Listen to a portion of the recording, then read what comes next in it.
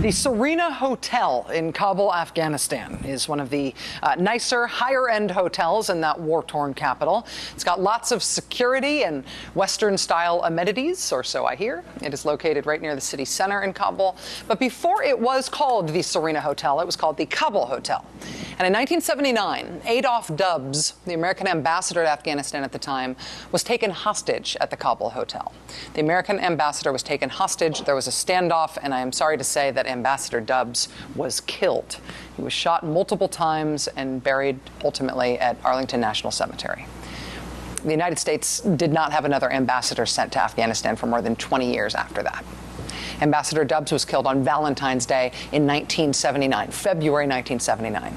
Later that year, in November 1979, more than 60 Americans were taken hostage in Tehran. Americans were taken hostage when a mob of militant students stormed the United States Embassy in Tehran. They fought the Marines on guard there for hours. The Americans were held hostage at the embassy for 444 days. That was later in 1979. In 1983, at the U.S. Embassy in Beirut, in Lebanon, a car bomb targeting the embassy killed 63 people, including 17 Americans. It was a 2,000-pound bomb that just decimated the embassy building in Beirut. This is what the embassy looked like before the bombing. This is what it looked like after the bombing the next day. In 1987, in Rome, a man detonated a car bomb outside the U.S. Embassy in Rome. He launched rocket-propelled grenades into a compound from a nearby hotel room. In 1988, the American military attaché in Athens was killed outside his home by a car bomb. He was in his armor-plated car about to leave for work. When the bomb went off, he was killed. The armored vehicle was destroyed. It was no match for the explosives. 1995, another grenade attack at a U.S. embassy. A man standing in a driveway launched the grenade at the embassy. It did penetrate one of the walls at the Moscow embassy. Nobody was injured in that attack, scared probably, but not injured. 1998, at the U.S. Embassy in Kenya and the U.S. Embassy in Tanzania, two huge bombs exploded almost simultaneously, 4 minutes and 450 miles apart. Hundreds of people killed, including 12 Americans. The person responsible for those attacks was Osama bin Laden. After the U.S. Embassy attacks in Kenya and Tanzania, the FBI put bin Laden on their 10 most wanted list. Secretary of State Madeleine Albright escorted home the bodies of 10 of the 12 Americans who were killed in those attacks. Since 1970, not a year has gone by where there has not been some sort of violent attack against U.S. diplomats and diplomatic facilities around the world. Not all of them are deadly, but they happen all the time, year after year after year. And nobody is more aware of that than whoever is the Secretary of State at the time. And our Secretary of State right now is Hillary Clinton, who was on Capitol Hill today to testify about the latest deadly attack on U.S. diplomats, the attack in Benghazi. Benghazi joins a long list of tragedies for our department, for other agencies, and for America.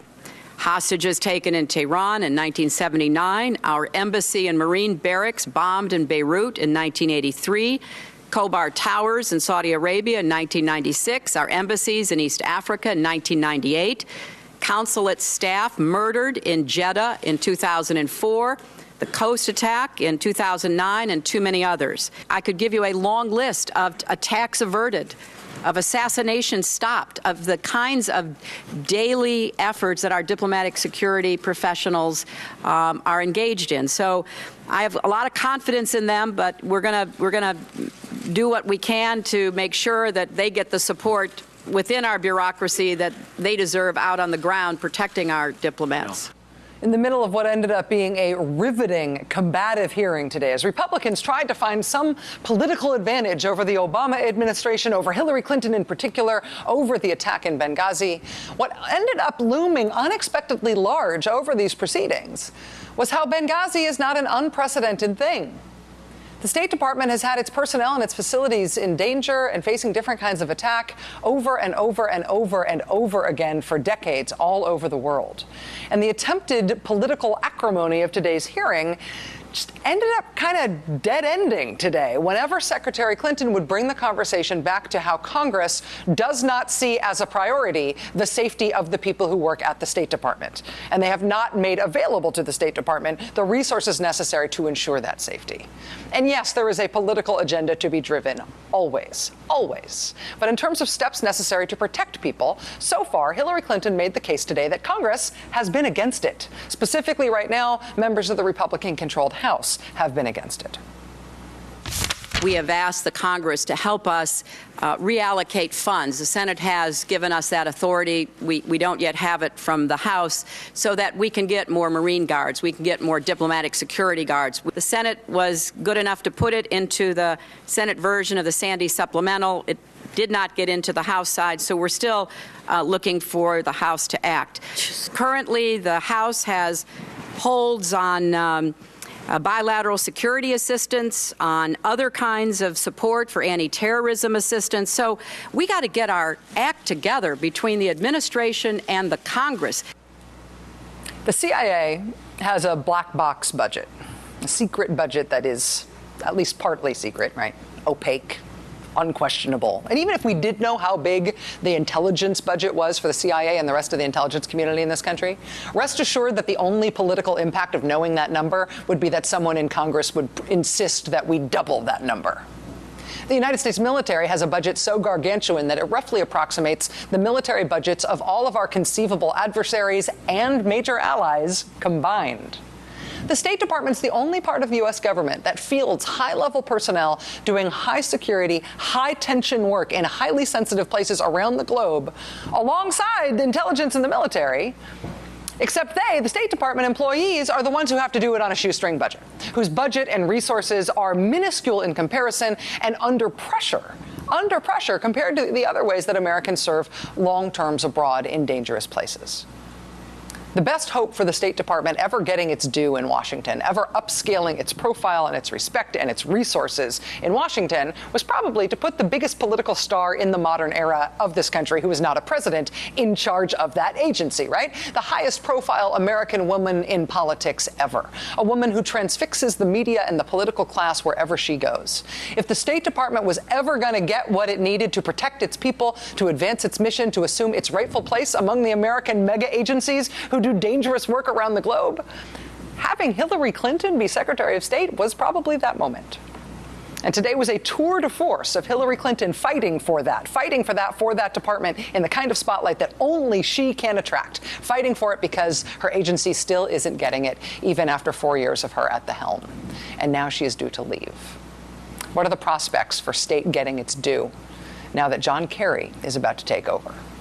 Joining us now is Andrea Mitchell, NBC's chief foreign affairs correspondent and the host of Andrea Mitchell Reports on MSNBC. Andrea, it's always great to see you. Thank you for being here. Thank you. Good to be with you. The testimony today was riveting in part because it was combative. To see Hillary Clinton talking to anybody gets news coverage. To see her sort of going hand to hand with Senator Ron Johnson of Wisconsin is guaranteed to get a lot of attention. But what do you think was the most important takeaway from this testimony today? That she is a fighter, that they, obviously the Republicans think that she is a likely candidate because they were trying to muddy her up. I think that both partisans on both sides, the Democrats congratulating her and hinting with a wink and a nod, we hope we see more of you and that this isn't the last we'll see of you, and the Republicans saying all of the tough things that they're saying about Benghazi. There are, legitimate criticisms about Benghazi, and the State Department was devastated by the report, the independent action report, the review board that Ambassador Pickering and Admiral Mullen reported back. They very explicitly excused her for direct responsibility because all of these reports went below her level, and she had not been aware of the cables. And that's one of the things that she was testifying to today. But she got, as you know, Ron Johnson and Rand Paul just fiercely criticizing her, and Rand Paul saying, if he had been president, that he would have fired her for not knowing about these cables. That was pretty interesting stuff. It's a remarkable window into how Rand Paul thinks of himself, for one. It is indeed, isn't it? There's no shortage of egos on this committee. Well, Hillary Clinton used to be part of that committee, and that was one of the things that was fascinating today, talking to the members of that committee as somebody who had been there, and talking to them about what Congress's responsibility is for some of the things that they are trying to score political points on now. Given that Hillary Clinton is one of the most high-profile peoples in the world, one of the most high-profile secretaries of state ever, how effective is her successor going to be, John Kerry, if he's confirmed, at getting the State Department adequately funded and getting it the sort of respect that she was demanding today? Well, he does have a great deal of gravitas with this committee. He chaired the committee up until today or tomorrow, when he goes before the committee for his confirmation hearing, and will be appearing before the new chairman, Bob Menendez, presented by Hillary Clinton, by the way. So technically that will be her last appearance, and certainly will be a more genial one than the one she experienced today, more than 5 hours before both the Senate and the House. And the House was more fierce against her than the Senate, but not by a whole lot. But he, as the chairman, the former chairman, and she was on armed services, actually, so she was a senator, but she didn't know all the ins and outs of their funding. She does now. And she's managed to restore some and hold the line against deeper cuts because of her celebrity and popularity. But Kerry is not one to be toyed with either. And he's actually done a number of missions, secret and otherwise, for this president. He knows the ropes. It's the job he's wanted forever.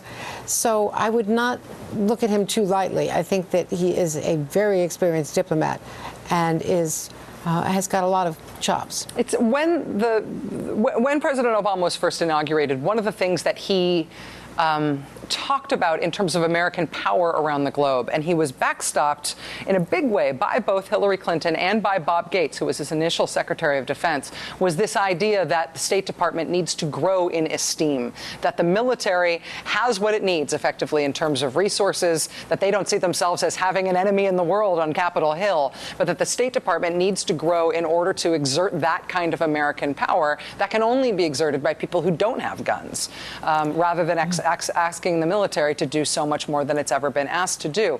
If that is an overall project of the Obama administration, have they made any progress toward that yet? And do you think they will continue to make that progress?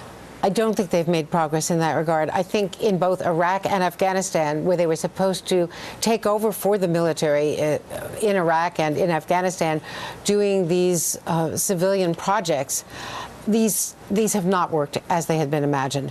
You've got the largest embassy in the world in Baghdad, and it is largely populated with contractors. So we've grown the contractors, the private security people, but not the diplomats that are needed, and it's not safe enough for them to go to many of these places, certainly not in Afghanistan.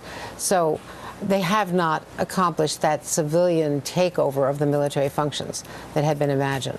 Andrea Mitchell, NBC News Chief Foreign Affairs Correspondent, host of Andrea Mitchell Reports, weekdays at 1 o'clock Eastern here on MSNBC. Thank you Andrea, for that as always. shout out. Thank you. I really appreciate you being here. Thank you. You bet. All right.